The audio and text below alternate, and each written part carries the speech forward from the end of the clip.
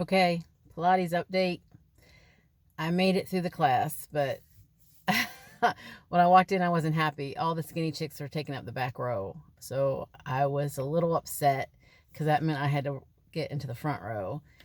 That didn't make me happy. But the instructor, Kathleen, she's a wonderful lady, and she looked over. She hadn't seen me in a couple years, and she saw me, and she's like, Dawn. That made my day. I thought she remembered me. So that encouraged me. So I was like, okay, this is cool. I'll do this. And so we were exercising, and I was like, this isn't as hard as I remember. And then I realized we were doing the warm up. I was like, we're only in the first 10 minutes.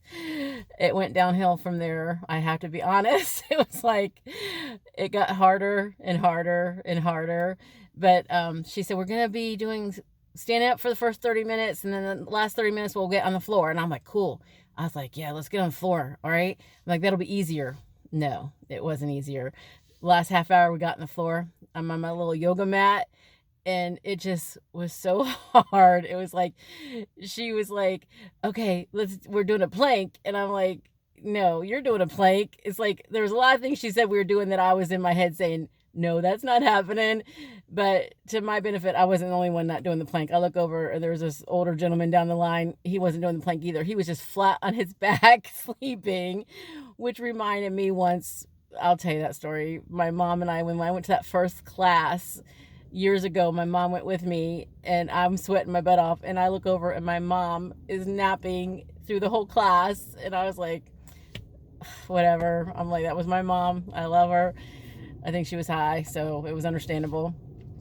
But I modified a lot through the class. And it was funny because when we were supposed to be doing the plank, I was just like, I'll take this opportunity to lay on my stomach and just get ready for the next exercise.